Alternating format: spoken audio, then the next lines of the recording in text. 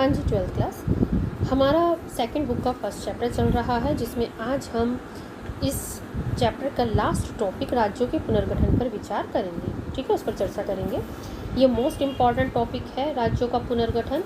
ठीक है, और इससे रिलेटेड एक क्वेश्चन ज़रूर आता है, तो इसको अच्छे से आप लोगों को समझना है। राज्यों का पुनर्गठन मीनिंग क्या है, सबसे पहले हम ये देखेंगे। पुनर्गठन यानी वापस से गठित होना, वापस से बनाना, यानी राज्यों का दोबारा से गठन करना, उनकी सीमांकन करना, उनकी सीमाओं को निर्धारित करना। इस विषय पर हम इसमें चर्चा करेंगे। सबसे पहली बात आती है जो हमारी इस टॉपिक से रिलेटेड है, वो ये है कि राज्य पुनर्गठन आयोग, जिसने इस पूरी समस्या को सोल्व किया था। राज्य पुनर्गठन आयोग एक ऐसा आयोग था जिसको 1953 में जिसका गठन किया गया था, और इसका मुख्य उद्देश्य था कि राज्यों का पुनर्गठन या पुनः सीमांकन किस आधार पर किया जाए, जिससे कि प्रशासनिक व्यवस्था भी बनी रहे और हमारी एकता भी खंडित ना हो। ठीक है, तो राज्य पुनर्गठन आयोग यानी एक कमीशन था जिसको काम दिया गया था कि हमारी राज्यों की सीमाओं को फिर से निर्धारित किया जाए, देखा जाए कि क्या हमारे राज्य की सीमाएं सही ढंग से निर्धारित है या नहीं, और साथ ही इसको ये जिम्मेदारी भी थी कि किस तरीके से उनका पुनर्गठन किया जाए, जिससे कि हमारी जो प्रशासनिक व्यवस्था है, एडमिनिस्ट्रेटिव व्यवस्था है, वो भी बनी रहे, यानी उसमें कोई उथल पुथल ना हो, अव्यवस्था ना फैले, और साथ ही हमारे देश में एकता भी खंडित ना हो। क्योंकि हम कुछ ही समय पहले विभाजन के कारण इस समस्या को झेल चुके थे। कुछ ही समय पहले हम विभाजन के कारण खंडित हो चुके थे, और हम नहीं चाहते थे कि दोबारा से उस खंडित होने की जो त्रासदी है हम उसको सहें। ठीक है, तो इस तरह राज्य पुनर्गठन आयोग का गठन किया गया था 1953 में। लेकिन उससे पहले उसकी एक बहुत बड़ी पृष्ठभूमि आती है, क्यों हमें राज्य पुनर्गठन आयोग का गठन करना पड़ा। हम उसके बारे में आगे पढ़ेंगे, आगे की स्लाइड्स। गठन का कारण आखिर क्या था कि हमें इसका गठन करना पड़ा। ठीक है, तो क्यों गठन किया गया। एक भाषा के आधार पर राज्य निर्माण की मांग पूरे देश में उठ रही थी। उस वक्त पूरे देश में आज़ादी के बाद से ही ये डिमांड उठने लगी थी कांग्रेस राज्य समितियों के द्वारा, राज्यों के द्वारा, कि भाई भाषा के आधार पर राज्यों का निर्माण किया जाए, प्रांतों की सीमाओं को इस तरह से तय किया जाए कि भाषाई बहुलता के साथ साथ एकता भी खंडित ना हो। यानी भाषा के आधार पर तो राज्यों का निर्माण किया जाए, लेकिन साथ ही ये भी देखा जाए कि उससे हमारी जो एकता है वो खंडित ना हो, एकता ना टूटे, एकता भी बनी रहे, और हमारा भाषा के आधार पर राज्यों का निर्माण भी हो जाए, यानी समस्या का भी समाधान हो जाए और किसी भी तरह की अव्यवस्था या हम फिर से खंडित ना हो। अब क्वेश्चन ये आता है कि आखिर आज़ादी के बाद से राज्यों ने भाषा के आधार पर राज्य निर्माण की मांग करनी क्यों शुरू कर दी। ऐसी क्या स्थिति थी, ऐसा क्या कारण था कि राज्य निर्माण की मांग की जाने लगी, कि भाषा के आधार पर जो चल रहा था सिस्टम, वो उसमें ऐसी क्या कमियां थी कि ये डिमांड की जाने लगी फिर से भारत की राज्य की सीमाओं का निर्धारण फिर से किया जाए। ऐसी क्या परिस्थितियाँ थी कि राज्यों ने सरकार के मना करने के बावजूद भी आंदोलन उठा लिया, हथियार उठा लिए कि नहीं, राज्यों का निर्माण जो है भाषा के आधार पर ही किया जाना चाहिए। ठीक है, तो इसके क्या कारण था। एक, ब्रिटिश शासन के दौरान राज्यों के सीमांकन का आधार प्रशासनिक सुविधा थी। 1947 से पहले हमारा भारत क्या था, ब्रिटिश शासन था। तो उसमें जो ब्रिटिश सरकार ने जो राज्यों की सीमाओं का निर्धारण किया था, जो राज्य की बाउंड्रीज बनाई थी, वो अपनी सुविधा के अकॉर्डिंग बनाई थी। उसका आधार था प्रशासनिक सुविधा, यानी किस तरीके से वो राज्यों को इस तरीके से बांटे कि उसे ज़्यादा से ज़्यादा राजस्व इकट्ठा वो कर सके। और आपको याद होगा, आपने हिस्ट्री में पढ़ा होगा कि 1905 में बंगाल का विभाजन कर दिया गया। उसका आधार क्या था कि जिससे कि जो क्रांतिकारी गतिविधियां हैं उन पर रोक लगाई जा सके। ठीक है, तो इस तरीके से जो ब्रिटिश शासन था उसमें राज्यों की सीमाओं का आधार क्या था कि किस तरीके से ब्रिटिश सरकार को अपना राजस्व इकट्ठा करने में और क्रांतिकारी गतिविधियों को रोकने में सुविधा मिल सके, किस तरीके से वो क्रांतिकारी गतिविधियों को रोक सके और अपना राजस्व ज़्यादा से ज़्यादा इकट्ठा कर सके। इन चीज़ों को ध्यान में रखकर ही ब्रिटिश सरकार ने राज्य का सीमांकन किया था, राज्यों का गठन किया था। लेकिन आज़ादी के बाद क्या मुख्य मुद्दा था कि राज्यों का गठन इस तरीके से किया जाए जिससे कि जनता को भी सहूलियत हो और जनता जो है वो सही ढंग से रह सके। उसकी जो इच्छाएं हैं भाषा की, संस्कृति की, एकता की, वो बनी रहे। ठीक है, तो एक बहुत बड़ी चुनौती थी। दूसरा इसका आधार ये था कि लोगों ने एकदम से आज़ादी के बाद डिमांड क्यों करनी शुरू कर दी भाषा के आधार पर राज्य निर्माण की, क्योंकि 1920 में हमारी प्रमुख पार्टी कांग्रेस पार्टी ने अपने नागपुर अधिवेशन में ये कहा था, ये वादा किया था लोगों से कि हम आज़ाद भारत में भाषा के आधार पर राज्य निर्माण करेंगे। और इसी के आधार पर अलग अलग राज्यों में कांग्रेस की भाषा समितियाँ भी उस समय बनाई गई थी। ठीक है, तो अब जब हम आज़ाद हो गए तो लोगों ने ये कहा कि अब तो हम आज़ाद हो गए हैं, तो कांग्रेस को अपना किया हुआ वादा पूरा करना चाहिए। और इसलिए उन्होंने सभी राज्यों ने डिमांड करनी शुरू कर दी कि भाषा के आधार पर अब राज्य निर्माण करने का समय आ गया है और कांग्रेस अपना वादा पूरा करे। क्लियर है इतना कि राज्य पुनर्गठन की मांग क्यों उठी? क्योंकि ब्रिटिश शासन ने राज्यों का जो सीमांकन किया था वो अपनी सुविधा के आधार पर किया था, लेकिन आज़ाद भारत की इच्छाएं और आकांक्षाएं दूसरी थी और हमें राज्यों का निर्धारण भी उसी के अनुसार करना चाहिए। दूसरा ये था कि कांग्रेस ने खुद वादा किया था 1920 में कि नागपुर अधिवेशन में, आपको याद रखना है कि हम जब आज़ाद हो जाएंगे तो आज़ाद भारत में राज्यों का फिर से निर्धारण किया जाएगा और ये भाषा के आधार पर होगा। क्लियर है इतना? ठीक है, इसी चीज़ों को ध्यान में रखकर हमारी डिमांड्स उठी और राज्य पुनर्गठन आयोग का गठन हमने 1953 में किया। ऐसे ही ये गठन नहीं हो गया था कि उठाया और कर दिया गया, उसके बहुत सारी चीज़ें थी। ठीक है, आज़ादी के बाद डिमांड उठने लगी भाषा के आधार पर राज्य निर्माण की, लेकिन सरकार ने इस तरफ ध्यान नहीं दिया। क्यों नहीं दिया? क्योंकि आज़ादी के बाद जब 1920 में कांग्रेस ने ये वादा किया था भाषा के आधार पर राज्य गठन का, उस समय परिस्थितियाँ कुछ और थी। उस समय ये था कि जब अंग्रेज चले जाएंगे, भारत को हम जैसा हम एक सपनों का भारत हमने देखा है वैसा बनाना चाहते हैं और वैसा हम बना पाएंगे। लेकिन जब भारत आज़ाद हुआ उस समय ये कंडीशन अलग थी। भारत किन सिचुएशंस में आज़ाद हुआ था? विभाजन के साथ। और हम पहले पढ़ चुके हैं, जब हमने विभाजन की प्रक्रिया और विभाजन के परिणाम देखे तो हमने क्या देखा कि आज़ादी के साथ साथ विभाजन एक त्रासदी के रूप में आया था, एक भयावह रूप में आया था। उसके साथ साथ हमारी बहुत सारी चुनौतियाँ थी जिसे हमें कंप्लीट करना था। ठीक है, तो आज़ादी के बाद देश के सामने बहुत सारी चुनौतियाँ थी जो हमने पहले पढ़ी थी, जैसे एकता को बनाए रखने की चुनौती, विकास करने की चुनौती, लोकतंत्र को बनाए रखने की चुनौती। ठीक है, तो ये सारी चुनौतियाँ थी जिनको तुरंत हल करना जरूरी था।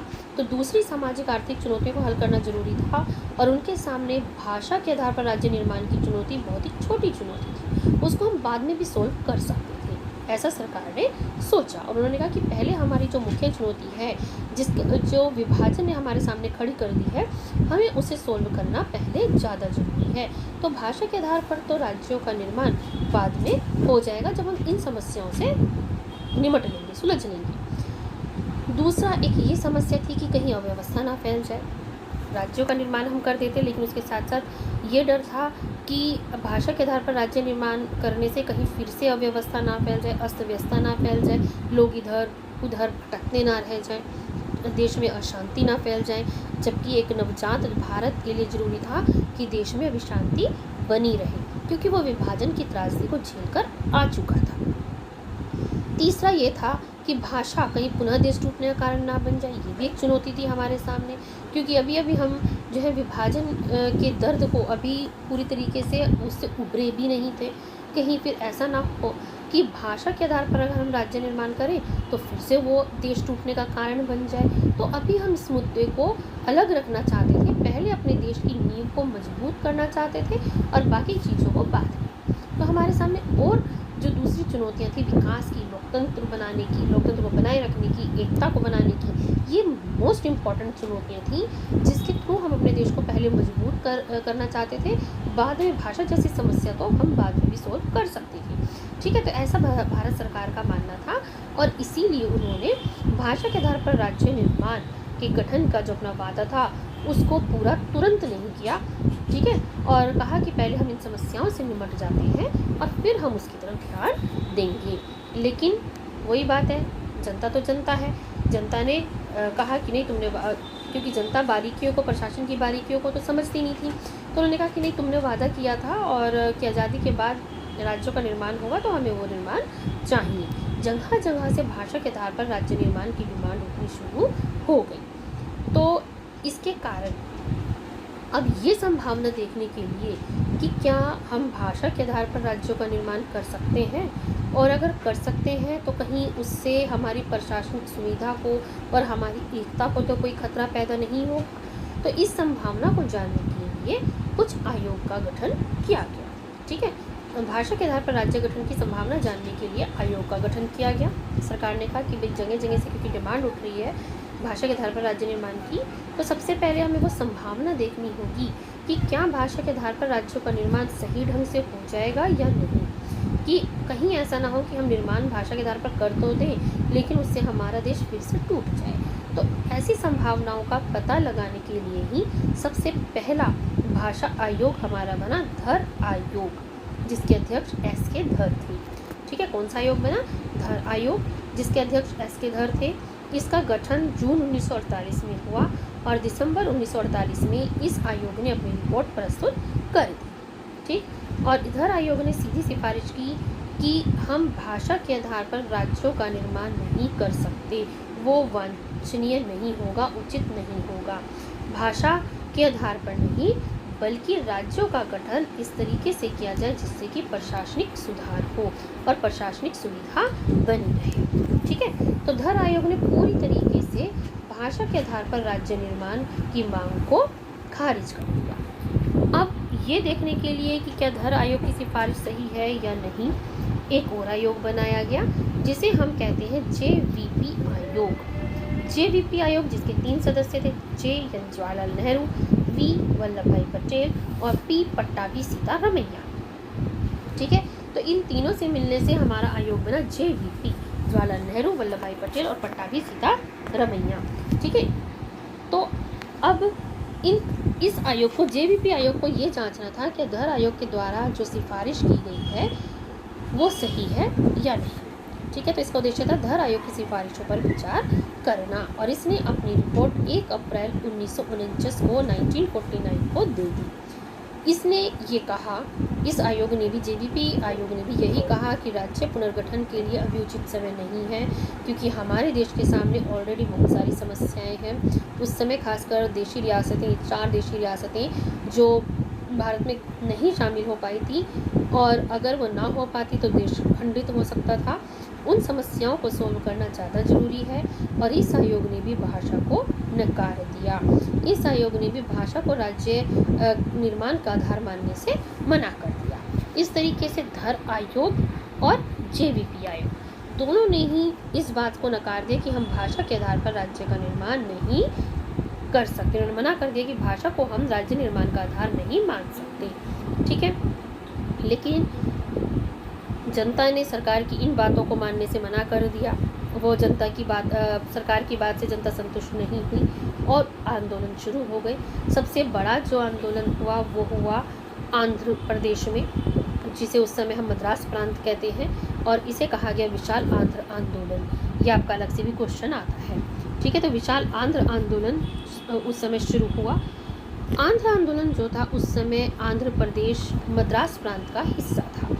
मद्रास प्रांत एक बहुत बड़ा प्रांत था जिसमें आज का मद्रास, AP यानी आंध्र प्रदेश, यहाँ पे आप देखो मैंने यहाँ लिखा हुआ है इसमें क्या क्या चीज़ें, कौन कौन से राज्य उस समय मद्रास प्रांत में शामिल थे। एक तो आज का मद्रास जिसे हम तमिलनाडु कहते हैं, AP आंध्र प्रदेश, केरल और कर्नाटक, इन 4 राज्यों से मिलकर हमारा मद्रास प्रांत बना था। ठीक है, और यहाँ पे जाहिर सी बात है हर एक क्षेत्र की अपनी अलग अलग भाषा थी। भाषा के आधार पर वो लोग एक नहीं थे, तो चाहते थे कि हमें भाषा के आधार पर अलग कर दिया जाए ताकि हम अपना विकास ढंग से कर सकें। तो ये आंध्र आंदोलन वहाँ पर शुरू हुआ मद्रास प्रांत में। ये तेलुगु भाषी लोगों ने किया। तेलुगु भाषी लोगों ने कहा कि हमें हमारी तेलुगु भाषा भाषी लोगों को एक अलग राज्य का दर्जा दे दिया जाए, आंध्र प्रदेश राज्य का निर्माण किया जाए। ठीक है, पुराने मद्रास प्रांत में तेलुगु भाषी क्षेत्रों के लिए अलग आंध्र प्रदेश राज्य निर्माण के लिए आंदोलन उन्होंने शुरू कर दिया।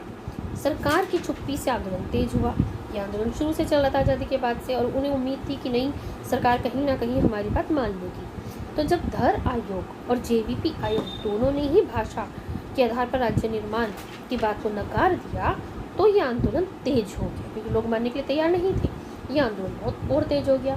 इसमें इसके प्रमुख नेता थे जो कि गांधीवादी और कांग्रेसी नेता थे, पोट्टी श्रीरामल्लू, ये इसके मेन, इस आंदोलन के मेन लीडर थे। इन्होंने भूख हड़ताल शुरू कर दी, लेकिन 56 दिन की भूख हड़ताल के बाद इनकी मृत्यु हो गई और इनकी मृत्यु का रिजल्ट ये रहा कि आंदोलन और तेज हो गया। अब तक जो आंदोलन गांधीवादी तरीके से यानी शांतिपूर्ण तरीके से चल रहा था, अब वही आंदोलन ने हिंसक रूप ले लिया। इस आंदोलन में बहुत सारी हिंसक घटनाएं घटी, जैसे कि लोग सड़कों पर उतर आए, पुलिस फायरिंग हुई, जब लोग इकट्ठे हो गए, सड़कों पर उतरने शुरू हो गए, उन्होंने हिंसक घटनाएं शुरू कर दी, तो क्या होता है, पुलिस को बुलाया जाता है, पुलिस फायरिंग होती है, आंसू गैस छोड़े जाते हैं, तो पुलिस फायरिंग हुई और जिसमें बहुत सारे लोग मारे गए और बहुत सारे लोग घायल हुए। मद्रास के बहुत सारे विधायकों ने इसके विरोध में अपनी सीट से इस्तीफा दे दिया, मतलब आंदोलन के समर्थन में अपना इस्तीफा दे दिया। और आंध्र प्रदेश में भी जगह जगह हिंसक घटनाएं हुई, जिससे कि बहुत ज़्यादा जान और माल की जो है नुकसान हुआ। फलस्वरूप सरकार को आखिरकार आंध्र आंदोलन की मांग माननी पड़ी और दिसंबर 1952 में अलग आंध्र प्रदेश राज्य का निर्माण कर दिया गया, इसकी घोषणा कर दी गई। ठीक है, ये आपको याद रखना है, ये वो मोस्ट इम्पोर्टेंट है विशाल आंध्र आंदोलन, जिसके प्रमुख नेता कौन थे, पोट्टी श्रीरामल्लू, जिनकी मृत्यु भूख हड़ताल के कारण 56 दिन की भूख हड़ताल के कारण हो गई थी। और ये आंदोलन क्यों था, ताकि तेलुगु भाषी क्षेत्रों को हटाकर निकाल कर एक अलग आंध्र प्रदेश राज्य बना दिया जाए। जब यह आंदोलन हिंसक हो गया, बहुत ज़्यादा इसने हिंसक रूप ले लिया, तो सरकार को इसकी डिमांड माननी पड़ी और दिसंबर 1952 में यानी 1952 में एक अलग आंध्र प्रदेश राज्य का निर्माण किया गया। तो आपको क्वेश्चन आता है कि भाषा के आधार पर बनने वाला पहला राज्य कौन सा था, तो इसका आंसर क्या होगा, आंध्र प्रदेश।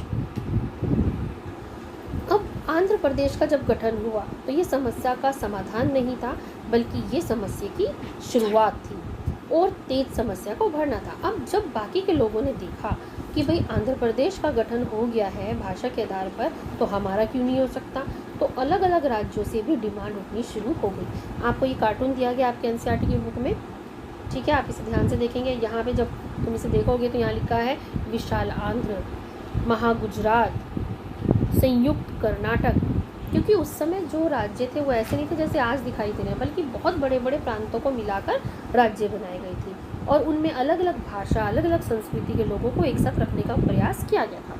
ठीक है, लेकिन लोग भाषा और संस्कृति के आधार पर अपने अलग राज्य की डिमांड कर रहे थे। उनका कहना था कि इसके बेस पर ही हम अपना विकास भी अच्छे से कर सकते हैं। जब एक जैसी भाषा संस्कृति के लोग होंगे तो उससे प्रशासनिक सुविधा भी रहेगी, सरकारी काम आसानी से होगा, एक उसी भाषा में किया जाएगा जो हमारी भाषा है।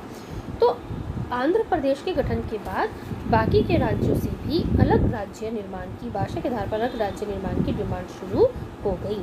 यहाँ ये कार्टून आपका आता है, यहाँ पे जो ये बैठे हुए हैं ये कौन है, नेहरू जी। जब इन्होंने आंध्र प्रदेश के गठन की बात कर दी, घोषणा कर दी, तो और राज्यों ने, हम देखेंगे कि और राज्यों से भी डिमांड उठनी शुरू हो गई और उन्होंने चारों तरफ से नेहरू जी को घेर लिया है। और इनकी डिमांड क्या है कि भाषा के आधार पर हमारे अलग राज्यों का निर्माण किया जाए, जिसका वादा आपने आज़ादी से पहले किया था। तो इस तरह से हम देखते हैं कि नेहरू जी जो थे वो चारों तरफ से घिर गए, कि राज्यों ने चारों तरफ से उनसे डिमांड करनी शुरू कर दी कि जब एक राज्य का गठन भाषा के आधार पर हो सकता है तो बाकी राज्यों का क्यों नहीं, और अलग अलग जगहों से भाषा के आधार पर राज्यों की मांग शुरू हो गई। ठीक है, आखिरकार अब नेहरू जी को मजबूर होना पड़ा और उन्होंने कहा ठीक है, हम इस पर एक बार फिर से विचार करते हैं। और फिर हमारा मोस्ट इम्पॉर्टेंट जो आयोग था वो बना, जिस पे आपको अलग से क्वेश्चन आता है, राज्य पुनर्गठन आयोग, जिसे हम SRC कहते हैं, यानी स्टेट रिकंस्ट्रक्शन कमीशन। ठीक है, फिर से राज्यों का पुनर्गठन करने वाला आयोग, रिकंस्ट्रक्ट करने वाला आयोग, इसका गठन हुआ। मोस्ट इम्पॉर्टेंट क्वेश्चन है ये। तो इसका गठन कब हुआ, 22 दिसंबर 1953 को किया गया। इसके अध्यक्ष फजल अली थे। बाकी 3 सदस्य समिति थी, ये 3 सदस्य आयोग था जिसमें 3 सदस्य थे, अध्यक्ष फजल अली थे और बाकी के जो इसके सदस्य थे वो थे हरदेनाथ कुंजरू और KM पनिक्कर। ठीक है, हरदेनाथ कुंजरू और KM पनिक्कर इसके बाकी के मेंबर्स थे। इस रिपोर्ट हमने शुरू में पढ़ा था कि इसका जो उद्देश्य था वो क्या था, ये देखना कि किस तरह से हम राज्यों का निर्माण करें कि उससे एकता भी खंडित ना हो और प्रशासनिक सुविधा भी बनी रहे। तो इस विषय पर इसने अपनी रिपोर्ट 1955 में प्रस्तुत करी और अपनी 1955 में इस आधार पर इसने अपनी रिपोर्ट प्रस्तुत कर दी और इसकी सिफारिशों को 1 नवंबर 1956 से कुछ सुधारों के साथ लागू कर दिया गया। एक बार फिर से सुन लो। जब चारों तरफ से भाषा के आधार पर राज्य निर्माण की मांग उठने लगी तो नेहरू जी ने एक आयोग बनाया, SRC, या जिसे हम कहते हैं राज्य पुनर्गठन आयोग। इसका गठन 22 दिसंबर 1953 को किया गया। इसके अध्यक्ष फजल अली थे और बाकी के मेंबर सत्यनाथ कुंजरू और KM पनिक्कर थे। इसका मुख्य उद्देश्य था, जब हमने फर्स्ट अपनी स्लाइड में देखा था, कि राज्यों का पुनर्गठन किस आधार पर किया जाए कि प्रशासनिक सुविधा भी बनी रहे और एकता भी खंडित ना हो। ये संभावना इसको जाननी थी कि किस तरीके से जो है राज्यों का निर्माण किया जाए भाषा के आधार पर कि उससे हमारी प्रशासनिक सुविधा को भी कोई नुकसान ना पहुँचे और हम एकता भी हमारी बनी रहे।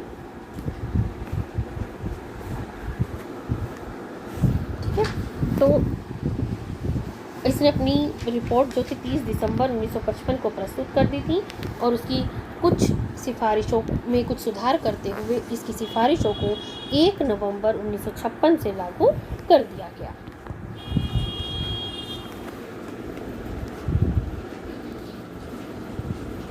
SRC की सिफारिशें क्या थी? मेनली इसने क्या सिफारिशें करी SRC ने? ये क्या थी? सबसे पहली इसकी सिफारिश थी राज्यों की पुरानी व्यवस्था को समाप्त कर दिया जाए। अब प्रश्न ये उठता है कि आखिर राज्यों की पुरानी व्यवस्था थी क्या? ठीक है, सबसे पहली जो इसने सिफारिश करी SRC ने, यानी राज्य पुनर्गठन आयोग, इसने क्या करी कि राज्यों की पुरानी व्यवस्था को ख़त्म कर दिया जाए। तो अब आपके दिमाग में ये बात उठ रही होगी कि आखिर राज्यों की पुरानी व्यवस्था क्या थी? तो वो क्या थी?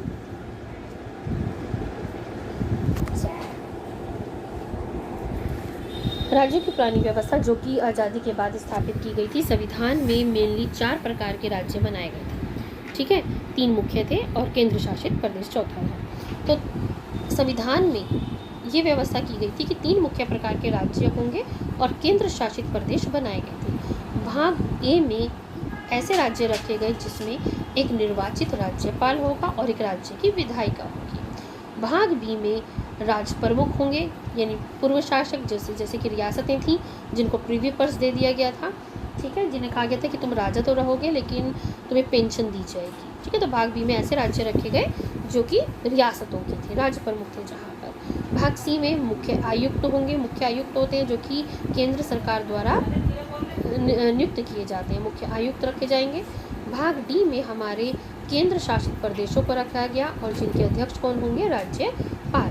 तो ये राज्यों की व्यवस्था जो थी हमारे संविधान के अंतर्गत की गई थी, जिसे हम राज्यों की पुरानी व्यवस्था कहते हैं। तो सबसे पहले, ठीक है, कितने भागों में बांट दिया? एक बार फिर से देख लो, A, B, C और D। ये ध्यान रखना है आपको। इसे 4 भागों में डिवाइड कर दिया गया। निर्वाचित राज्यपाल, राज्य विधायिका। B ऐसे राज्य जिसमें पूर्व शासक होंगे। C में मुख्य आयुक्त अध्यक्ष होंगे और D में केंद्र शासित प्रदेश या राज्यपाल होंगे। ठीक, तो सबसे पहली डिमांड SRC ने क्या करी कि राज्यों की पुरानी व्यवस्था को खत्म कर दिया जाए। दूसरी इसने डिमांड करी भाषा और संस्कृति के आधार पर राज्यों का पुनर्गठन किया जाए। पहली डिमांड थी कि पुरानी व्यवस्था खत्म कर दी जाए और जो नई व्यवस्था बनेगी वो कैसी होगी? जिसमें भाषा और संस्कृति के आधार पर राज्यों का पुनर्गठन की बात की गई। साथ ही ये कहा गया कि जो पुनर्गठन किया जाएगा भाषा और संस्कृति के आधार पर, उसमें राष्ट्रहित और प्रशासनिक सुविधा को ध्यान में रखा जाए।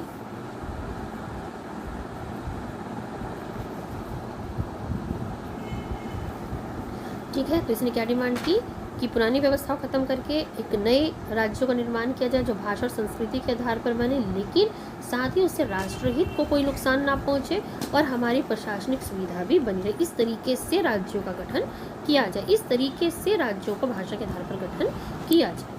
अब इन्होंने कहा डिमांड की 14 राज्य और 6 केंद्र शासित प्रदेशों की। ये 14 राज्य भाग ए और बी से निकल कर बनेंगे। हमने भी किया था ना, पुरानी व्यवस्था में देखा था कि भाग ए में कौन से थे? जिसमें निर्वाचित राज्यपाल थे और बी में कौन से थे? पूर्व शासक थे।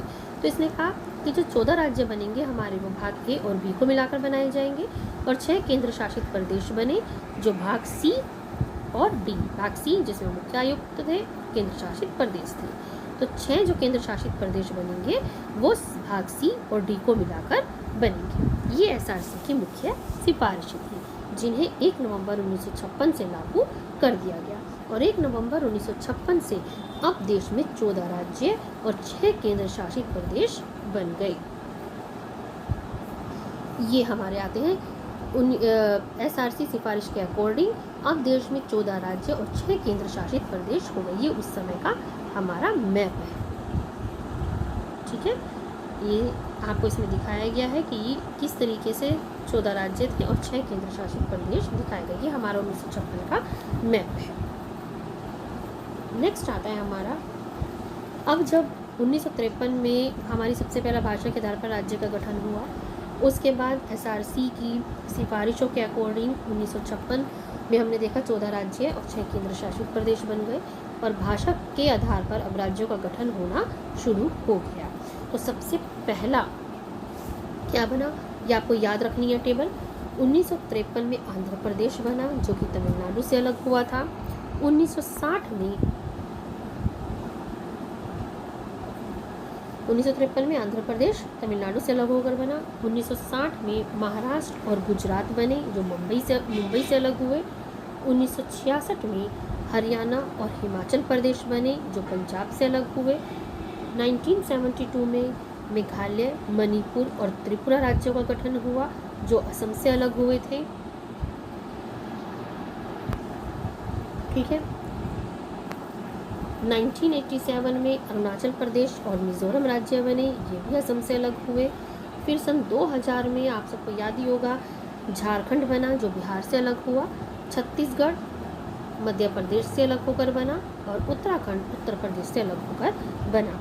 जो हमारा नवीनतम राज्य है जो बना वो बना हमारा 2014 में तेलंगाना, जो आंध्र प्रदेश से अलग होकर बना था। ठीक है, ये टेबल आपको याद रखनी है, कौन सा राज्य भाषा और संस्कृति के आधार पर बना।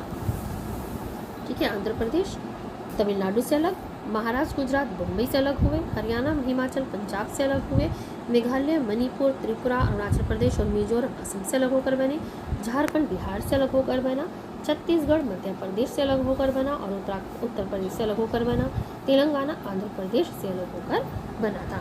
ये इन सभी राज्यों का गठन भाषा और संस्कृति के आधार पर किया गया था। भाषा और संस्कृति को ध्यान में रखते हुए किया गया, और जिनसे हमारी कोई प्रशासनिक असुविधा भी पैदा नहीं हुई और देश की एकता भी बनी हुई है। इसके बाद हमारा आता है ऐसे 2 क्षेत्र जिनकी स्थिति में हाल ही में बदलाव आया।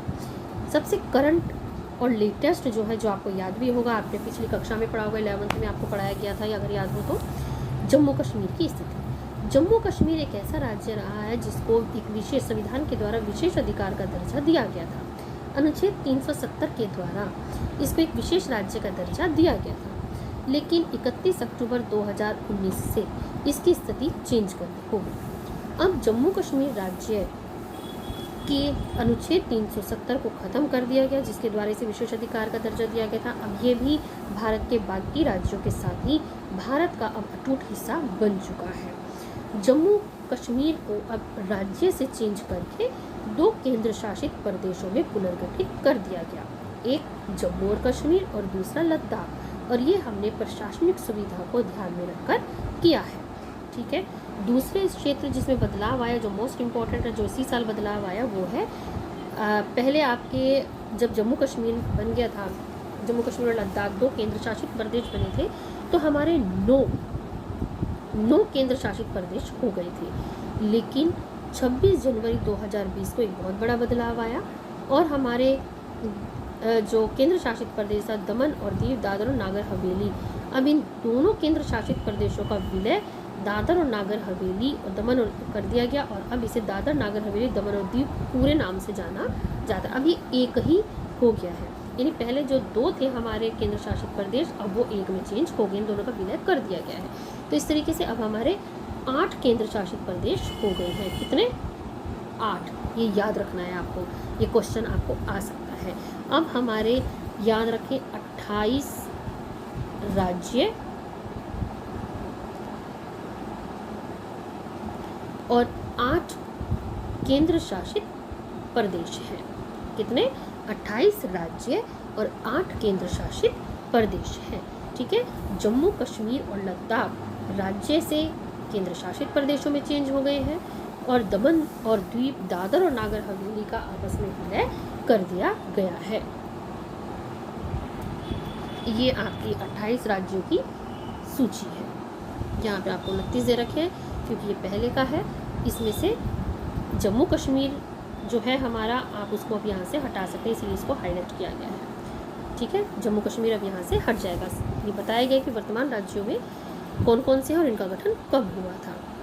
जम्मू कश्मीर को यहाँ से आप हटा दो तो आपके कितने हो गए ये राज्य? 28।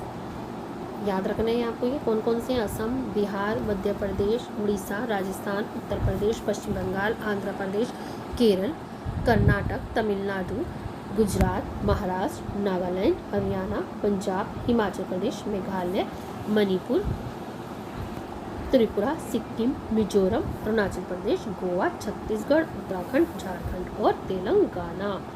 ठीक,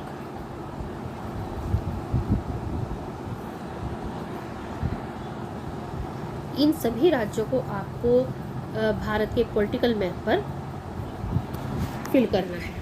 ठीक है, जो कि होमवर्क कॉपी में आपका लगा होना चाहिए। ये हैं हमारे 28 राज्य और ये आपके आते हैं हमारे 8 केंद्र शासित प्रदेश। अब हमारे कौन कौन से 8 केंद्र शासित प्रदेश हैं? अंडमान निकोबार द्वीप समूह, दिल्ली, लक्षद्वीप, पुडुचेरी, चंडीगढ़, जम्मू कश्मीर, लद्दाख, दादर नागर हवेली और दमन और द्वीप। ठीक है, अंडमान निकोबार 56 में बना, दिल्ली को 1956, लक्षद्वीप भी 1956, पुडुचेरी 1962, चंडीगढ़ 1966, जम्मू कश्मीर 2019, लद्दाख 2019 और दादर नागर हवेली और दमन और द्वीप 2020। इसमें से दिल्ली और पुडुचेरी कौन कौन से? ये आपको 11th में भी बताया गया था। दिल्ली और पुडुचेरी 2 ऐसे केंद्र शासित प्रदेश हैं जहां पर निर्वाचित विधानसभा की व्यवस्था की गई है, जहां पर हमारी निर्वाचित विधानसभा मिलती है। ठीक है, याद रखना है कौन कौन से 2 केंद्र शासित प्रदेश हैं जहां पर निर्वाचित विधानसभा है, तो वो कौन कौन से हैं? दिल्ली और पुडुचेरी। नेक्स्ट आपका आता है कि ऐसे, ये क्वेश्चन आता है कि ऐसे कौन से राज्य हैं जो संघ राज्य क्षेत्रों से बने। ये आपका 1 नंबर में, क्योंकि एमसीक्यू क्वेश्चन आएंगे 20 नंबर के, तो उसमें क्वेश्चन आ सकता है कि ऐसे राज्य, संघ राज्य क्षेत्रों के नाम बताओ जो बाद में राज्य बन गए, या ऐसे कौन से राज्य हैं जो पहले संघ राज्य क्षेत्र थे, तो वो कौन से? हिमाचल प्रदेश, और ये 1970 के अधिनियम के द्वारा हिमाचल प्रदेश राज्य में चेंज हो गया। मिजोरम 1971 के पुनर्गठन अधिनियम के द्वारा मिजोरम राज्य में चेंज हुआ। अरुणाचल प्रदेश 1986 के अधिनियम के द्वारा अरुणाचल प्रदेश राज्य में चेंज हुआ और गोवा 1987 के पुनर्गठन अधिनियम के द्वारा गोवा राज्य में चेंज हो गया। ठीक है, तो ये कौन से राज्य हैं जो संघ राज्य क्षेत्रों से बने हैं? ठीक है, ये याद रखनी है आपको, टेबल अच्छे से नोट कर लेना ही है। नेक्स्ट आती है हमारी, आपको ये भी क्वेश्चन आता है कि ऐसे के राज्यों के नए नाम क्या हैं। जैसे मैसूर, मैसूर को अब कर्नाटक नाम से जाना जाता है। मद्रास का नया नाम तमिलनाडु है। उत्तरांचल का उत्तराखंड, उड़ीसा का ओडिशा, पांडिचेरी का पुडुचेरी। ठीक है, तो ये वो राज्य हैं जिनके पहले नाम आपको यहाँ दिए गए हैं, पुराने नाम, और जिनके अब नाम हम उन्हें किस नाम से जानते हैं। मैसूर को कर्नाटक के नाम से, कर्नाटक का पहला नाम क्या था? मैसूर। तमिलनाडु का पहला नाम क्या था? मद्रास। उत्तराखंड का पहला नाम उत्तरांचल, ओडिशा का उड़ीसा, पुडुचेरी का पांडिचेरी था। ठीक है, ये भी आपको याद रखनी है टेबल। यहाँ हमने देखा था कि ऐसे राज्य जो पहले संघ शासित क्षेत्र थे और फिर राज्य बने, अब क्योंकि स्थिति चेंज हो चुकी है तो आपको ये भी अब ध्यान में रखना है कि वो कौन सा राज्य है जो पहले राज्य था और अब केंद्र शासित बन गया। तो वो कौन सा है? जम्मू और कश्मीर राज्य। जम्मू कश्मीर पहले राज्य था लेकिन अब उसे 2 यूनियन टेरिटरीज में चेंज कर दिया, जम्मू कश्मीर और दूसरी लद्दाख। और ये प्रभाव 31 अक्टूबर 2019 से लागू हुआ है। ठीक है, ये आपको याद रखना है, ये मोस्ट इम्पॉर्टेंट क्वेश्चन है और इस पर आ सकता है। अब आपका आता है अगला, जो कि हमारे, आपको पता है हमारे जो पॉलिटिकल साइंस है उसमें कार्टून्स भी आते हैं। 11th में इतने कार्टून नहीं आए थे, लेकिन 12th में मोस्ट प्रोबेबली एक कार्टून जरूर आता है। ठीक, तो आपके NCERT के पेज नंबर 22 पर ये कार्टून दिया गया है, बहुत इंपॉर्टेंट कार्टून है। जब भी कोई कार्टून आए तो आपको ध्यान में रखना, उसे कैसे करोगे, उसे उसकी चीज़ों को एक एक करके जूम करके देखोगे भी क्या क्या चीज़ें यहाँ पे दे रखी है और क्या क्या चीज़ें लिखी हैं। ठीक है, एक एक चीज़ों को देखो। यहाँ पे हम देख रहे हैं कि कुछ लोग हैं जो पेड़ के पीछे छिपे हुए हैं। ये एक जिन टाइप आदमी दिखा रखा है और यहाँ पर इसकी बोतल पर ध्यान से देखोगे तो क्या लिखा हुआ है, SRC। SRC का मीनिंग अब आपको क्लियर है क्या है। SRC यानी राज्य पुनर्गठन आयोग। और एक यहाँ पर आदमी दिखा रखा है जिसने इस SRC की बोतल को ले रखा है।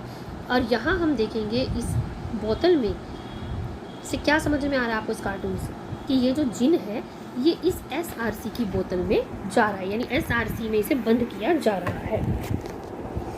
इस कार्टून में ये बताया गया है कि SRC ने एक जिन के रूप में फैली हुई, एक दैत्य के रूप में फैली हुई भाषा की समस्या को हल करने का प्रयास किया, करने की कोशिश की।